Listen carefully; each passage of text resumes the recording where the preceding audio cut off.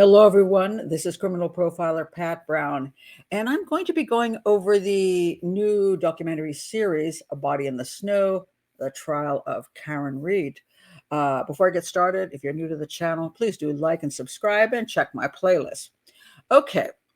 Now, a lot of times when documentaries are done, I'm not overly pleased, especially true crime documentaries. They have an agenda, and like Making a Murderer, which I think is the most atrocious thing ever made by Netflix, and of course a huge moneymaker, was defense driven, and I thought it was full of inaccuracies and simply the fact they were presenting the defense agenda only, and therefore a lot of people came away thinking, "Oh, that poor guy, he's innocent." He's not innocent. Stephen Avery, not innocent. So when I watch documentaries, I'm always concerned. And also, I have done documentaries on particular cases, and I've been brought in as the producer will call me up and say, "Pat Brown, we just want you to talk about what your take on this case is, and we think you're brilliant." And then I come in and I do the interview, they edit me, and it turns out that their agenda was on the other side. So if I was speaking for the prosecution, for example, it was a defense-oriented agenda, and then they bring in people to trash me. So I'm very, very cautious about doing any kind of documentaries these days. So when I watch a documentary, I'm always going, are you going to be fair-minded, or do you have an agenda? Are you taking sides? And this particular one, I was very pleased. This is put out by Max, also /Discovery. I saw it on Amazon Prime. I just paid for the series. Very pleasantly surprised. I have to give kudos to how they did this, because I thought they were very fair-minded and tried to balance it, which is unusual. And it also makes me wonder, what the hell was the defense thinking? What was Karen Reed thinking doing this prior to the second trial? Do they think this was going to further influence the jury? Well, maybe that is the whole point, that regardless, it will influence the jury at some point, which is jury tampering. Should never have come out before. It should never have been done. It shouldn't come out before a trial. I think it's horrendous. I think it should be a gag order on any of this kind of stuff happening. However, they chose to do this with, I have to believe, that they're going to get her to come across as innocent so that any future jurors will have seen this. And then they will say, well, I saw her. I saw her and I believed her. And therefore, no matter what is said in that trial, I'm going to find her not guilty. I think that's the plan. I don't think it maybe worked out too well. Maybe they're right. All they need is one person out of 12 to throw the whole thing.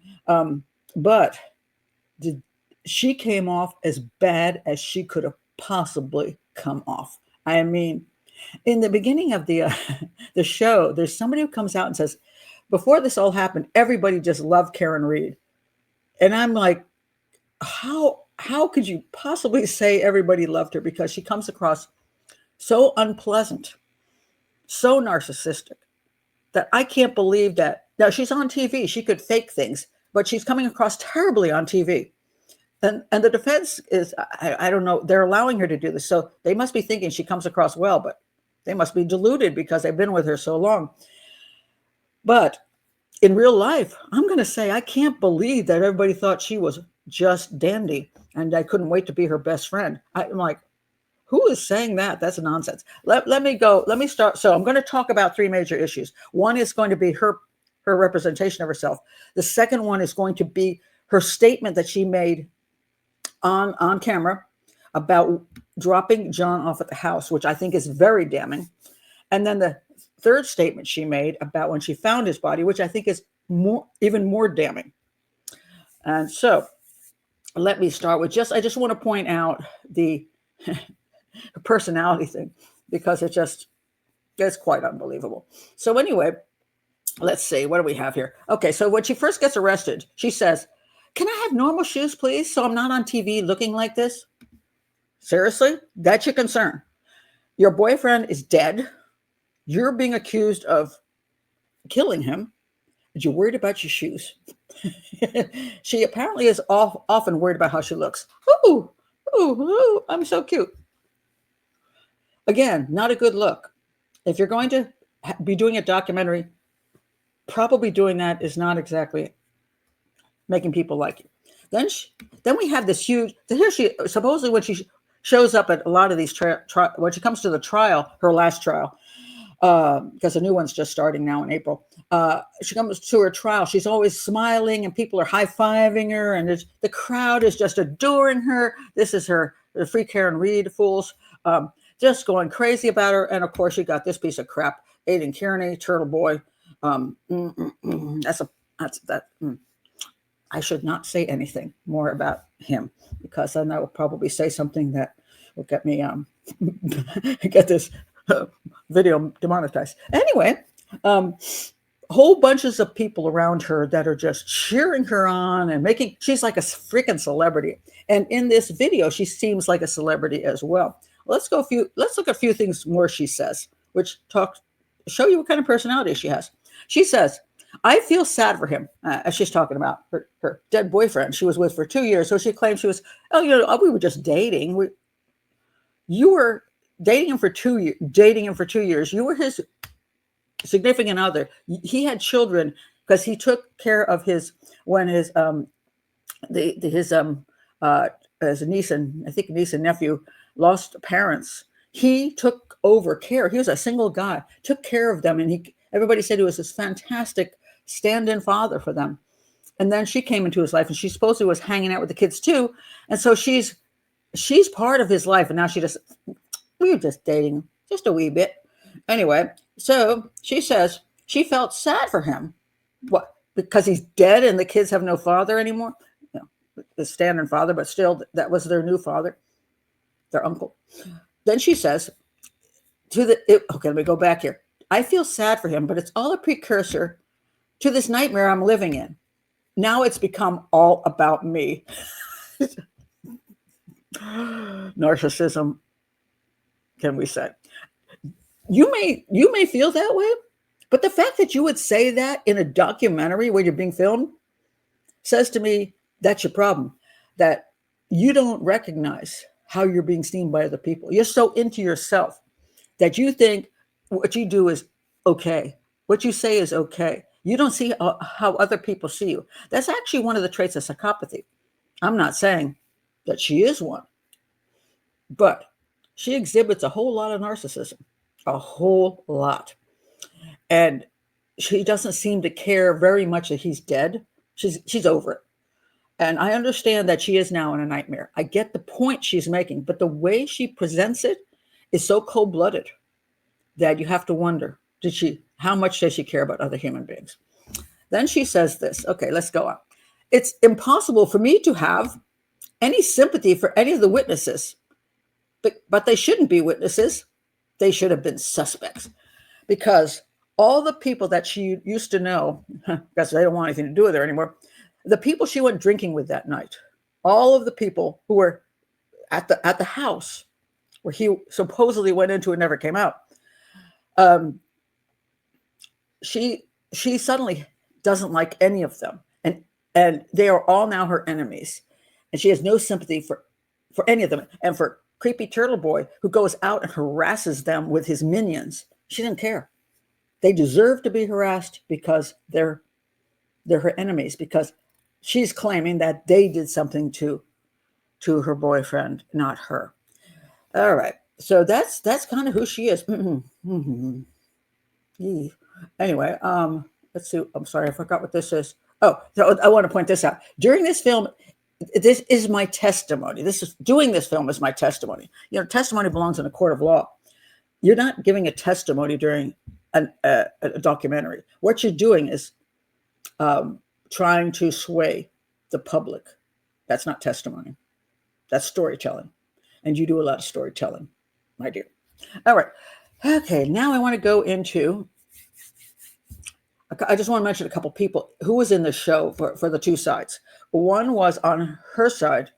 You have her lawyers all over the place and the war room that they're sitting in talking, figuring how they're going to save her. And you get her friends. Did she have any friends? Oh my, her family. I'm not quite sure maybe there was one. So you have mostly the defense team in that. On the prosecution side, of course, the prosecution, because they're going to trial, see, everything's very unbalanced. For some reason, the defense attorneys are allowed to go to the public even hire people to go to the public online on internet and push whatever conspiracy theory they want. This has happened in many cases. Delphi case, Idaho case. The defense has free reign pretty much in the United States to go out and basically tamper with the jury and intimidate them and make sure that whatever jury comes in is already on their side. And for all of you who think, well, the people that come in have never seen these things, because when they ask them, do you know anything about this case? And they go, I know nothing. Okay, they're not on a polygraph. They're probably lying, because there's no way they don't know about the case. And often many people have studied, watched a whole bunch of stuff on the internet, and they already have their viewpoints before they walk into that court, but they're not saying that. And the defense attorney doesn't care that they're lying. The defense attorney wants them to lie because they know they have been on the internet.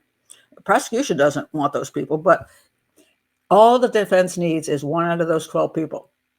Now, I always point out 12 people off a bus stop. That's what our civilian jury system is. 12 people have no training in forensics, no training in psychopathy, no training in evidence, no training in any of this stuff.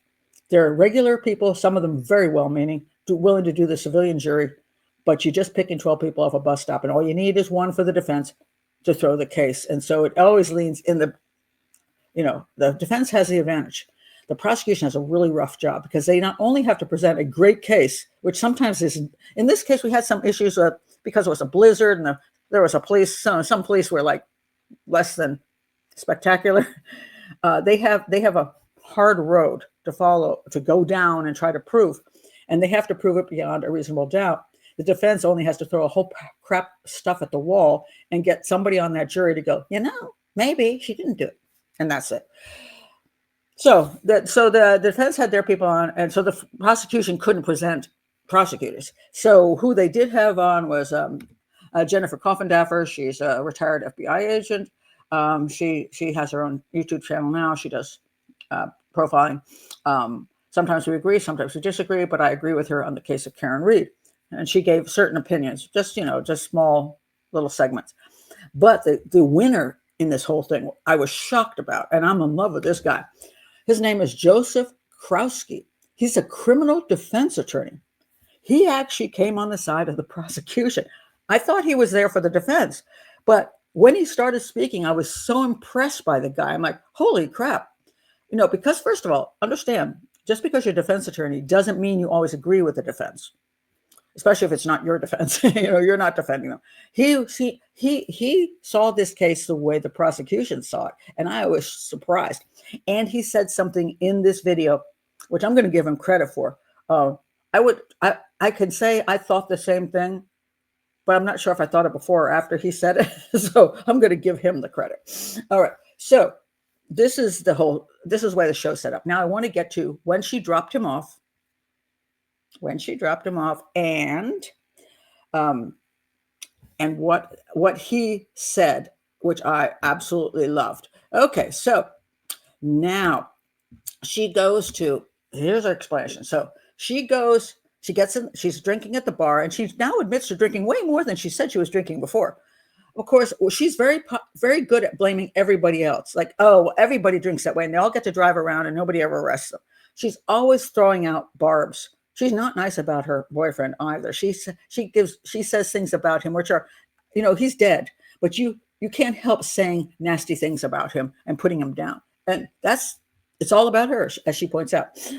So she drinks like a fish at the bar, and they leave together, and they were asked to go to a further party.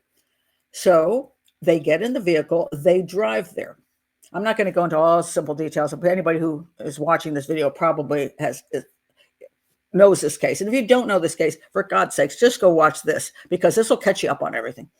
So anyway, they arrive at the home where they're going to the after party, shall we say. Now, she claims that the home is dark, okay? And she says, so she stomps. Now, mind you, her story changed from what she said originally. I'm not even getting to the original. I'm just going to focus on what she said during this show. She arrives at the home, and she says it's really dark, which she's concerned because, you're supposed to go to a party and you'd expect it to be bright. I don't know that it was dark. That's just what she says, but okay. She says that John gets out of the car, takes the glass of alcohol with him. She claims that he walks over. She actually claims he walked down the driveway, skipping. I'm not. It's a freaking blizzard. I mean, and it's slippery. I'm not sure he's skipping, but she's doing what people often do when they're not telling the truth. Something that's deceptive. They add in information which you don't need to add in. First of all, she was drunk off her butt. Did she really see him skipping along? She says that's what he always did. He was always in a rush. Anyway, totally useless information. Then he goes up to this side door. So there's a front door and then there's this other door. He goes up there. Now, she says, and then he opens up the door and goes in. First of all, I thought that was a little weird because usually you knock before you go into somebody's house, even if you've been invited. So that was kind of weird. But I don't know. Did he see somebody on the inside and he's like, hey, I don't know. She's drunk, so we can't really trust what she says either. But she says he's got the drink. He goes into the house. And she had asked him, you asked, why didn't she go in with him? She said that because they were invited and she was like a little sketchy about it, the house was dark. She says, hey, go ahead and find out if we're really invited, if we should be there. I have two thoughts on that. One is, come on, now you were both invited. So why the hell wouldn't you just park the car and both go in like everybody else? But then again, it's a freaking snowy night. Maybe she's just like, do we really want to go? Just go in and check to make sure. I don't know. But she's also drunk. So maybe she did say it. Maybe she did think that way. Let's give her a break on that. So she says, John, you go and check. Just make sure everything's cool, that we're invited, that people are there, whatever she said. And so she sends him in. She says he opens the door and goes into the house. And then she waits because she's assuming she's going to get like a text saying, come on in or something, or he's going to call her and say, come on in, or he's going to come back out and go like this, come on in. She waits. She gets, after a minute or two or three, she's starting to get really pissed. She's like, what the hell are you? You know, you've forgotten about me out here. You're just going in there and having a good time. And I'm just out here. Well, first of all, the dude is drinking too. Did it ever cross her little drunk mind that maybe he's drunk too? Maybe he's just not, it's like, hey guys, he's just a little slow. Is it annoying? Sure it is. But she gets pissed really quick. Now, she has some opportunity. When he doesn't come out, first of all, she knows he's in there. She could just park and go into the house, knock, knock. Hey, walk into the house and say, I'm here too, John. What the hell's wrong with you? She didn't do that. She just sits there, and she says she starts texting him. Was like, and she starts saying nasty things to him, nasty texts. And then she goes away.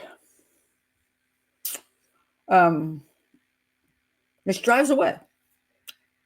And she says, the last time I saw him, now get this in your head, last time I saw him was when he entered that house. Then she says, I texted him and he didn't answer. And I realized he never got the text. Why would he get the text? Well, probably because he was dead on the front lawn. And that's probably, or dying on the front lawn at that point, not dead, but dying on the front lawn where you hit him. But if he's in the house and she said he never got his text, that's why he never answered her. Wouldn't that mean that he arrives at the house and immediately he's attacked?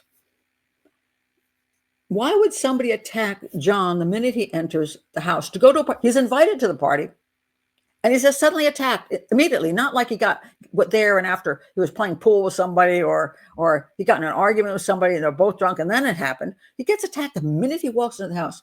And of course, one of the claims the defense has is Higgins. Now, she's texting Higgins. There's another police officer going, hey, I think you're hot. And he's like, really? What do you do?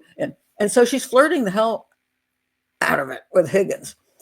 And they make a big deal out of how Higgins might have wanted to kill John or attack John because of the flirtation with her. I'm sorry, she's cheating on him. Higgins is not cheating on him. He's not, or her. He's not in a relationship. He's just going, what's going on? He's thinking maybe she's breaking up with him and he's enjoying the flirtations. I'm not saying it's the best thing he should do. But the real problem is her cheating on him, not Higgins. So if he comes in, why would Higgins attack him? Because as far as he knows, she's probably breaking up with him and he's going to get to sleep with her. You know what I mean? So why would he have anything against John? John didn't do anything. So the fact that John would enter the house and somebody there just suddenly decides to attack him, And of course, nobody else in the house sees this. Is ludicrous, absolutely ludicrous. But that's her claim. Now, here is where I think the most brilliant thing I saw from the defense attorney that was on the show.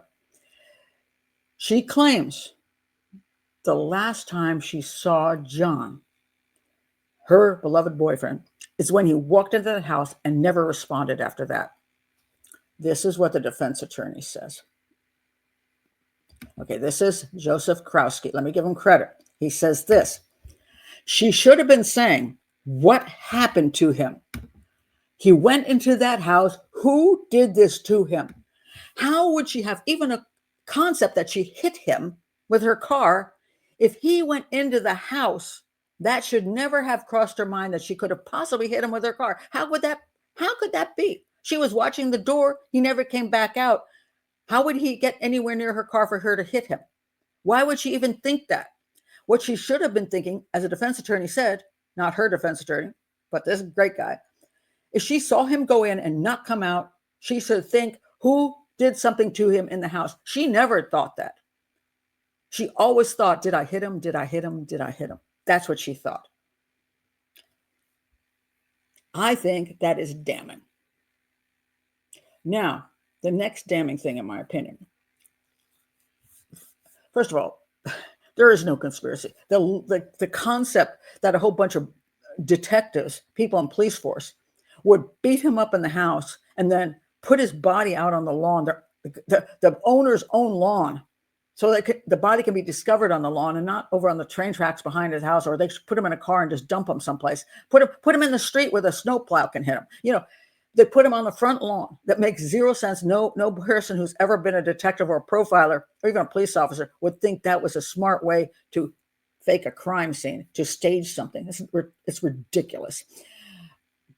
So there's no, and you got everybody in the house. You have to get everybody in the house to lie that they never saw him enter the house. Of course, what they're trying to say, the defense is, somehow somebody grabbed him immediately, pulled him into the basement, had the dog attack him, and beat him and then somehow, with none of those people saying it, they put him out on the front lawn. It's stupid. It's just plain stupid.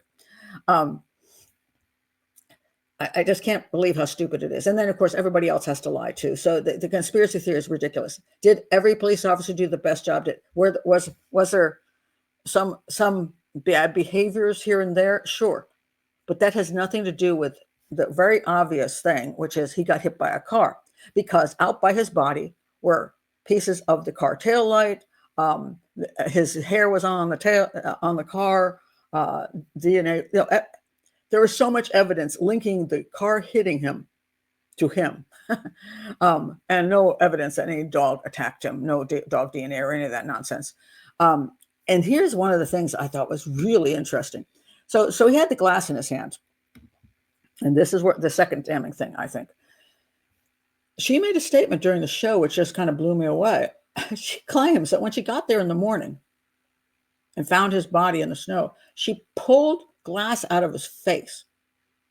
I never heard this before. I don't know if anybody actually heard that. I did not watch the whole trial, but a lot of people are shocked they didn't seem to hear that before. But it's the first time I heard it. Pulled a piece of glass out of his face, and then he bled. Blood was coming out. Hypothermia would happen in a blizzard if his body is in the snow.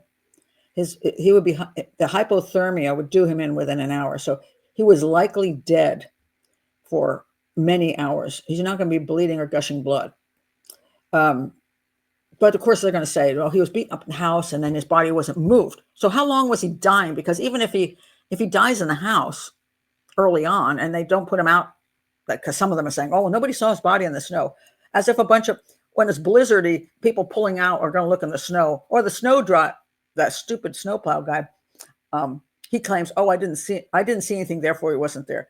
And he's like, oh, but the way they presented him, I'm not saying he's stupid. The way they presented him was like, you know, just he would see everything. No, you're doing a snowplow thing. You're looking at mailboxes. You don't want to hit things. The blizzard is going on. The chances of you looking over at that one moment and seeing a body in the snow is he could have not. And apparently he did not. That means zero. But by the time everybody came out, they're saying, oh, look, there was nobody in the snow. It was put out there later. Okay, so in other words, he was dying in the house for a really long, really, really long time. Nobody called 911. They let him die. Like hours later, they let him die. So therefore, when they put her body in the snow and she rolled over, he just died like, I don't know. So he's still bleeding. Dead people don't bleed like that. And I'm like, what? There's no way she pulled the thing out of his face and he would bleed. So she's either just made that story up to make it dramatic, or she did hit him. She knew she hit him. She actually jumped out of the car, saw his body, and saw the glass in his face and pulled it out. And he was bleeding because he wasn't dead yet. And then she panicked in a drunken rage, and she was drunk and she panicked and she just drove away. That would make it murder as opposed to manslaughter. And I don't know how the second trial is going to be interesting to see if they present that, because she stupidly did an entire documentary where all that stuff is evidence that can be put into court. So I think that's going to be a big issue in the second round. They're going to say, why did she pull glass out of his face and he was bleeding? Now, she might have pulled glass out of his face, but bleeding is unlikely unless he just died or was dying, really. Makes no sense. So that would prove he was out there a long time ago. Either she's just making up the story, or she was there when he got hit and she jumped out of her vehicle to look to see what had happened and then freaked out and left when she realized, after she pulled the thing out of his face, blood is coming out. She's like, oh my God, he's pretty much dead, and ran away, which will make it murder. So I don't know what is behind that, but here's the thing I really want to point out with that. There was glass around. This glass did exist. He was holding a glass in his hand, drinking from it, when he got out of the car. Glass was found around him, glasses in his freaking face. Are you telling me, defense team, that he went into the house with a glass, and somehow while he was in the house with the glass, he ended up with glass being put into his face, and then they moved his body on the lawn with glass in his face and then sprawled some extra glass around him as one of those staging things, along with the fact that they're faking the whole taillight thing, and they're somehow Proctor's at the police, is sneaking around the vehicle, and he's taking some of the red taillight pieces and then running back to the scene and dropping them. I mean, ridiculous stuff. Nobody does that. That's not the way things work in real life. Because the reason he had glass in his face and glass around him from a cocktail glass is because that's where he got struck, which goes along with the taillight pieces, which goes along with the hair, which goes along with DNA, which goes along with everything. And for her statement that he went to the house and never came out, she would never believe she then hit him. And she would then wonder, as this guy said, I want to give his name again because I respect him, Joseph Krowski. He said she would have been saying, what happened to him? He went into that house. He didn't come out. What happened to my boyfriend? Who hurt my boyfriend in the house? She never said that. She's called up tons of people. Did I hit him? Maybe I hit him. Oh, all the hitting things. She thought she hit him. And the only way she could think she ever hit him was because he never went into the house. So you put all of these pieces of evidence together, what I call the totality of evidence. There was no conspiracy. All the evidence points to the fact she hit him, whether she hit him on purpose or she hit him accidentally in a rage, drunk. She definitely was being very nasty toward him, just really nasty in her text messages. She was drunk and in a rage.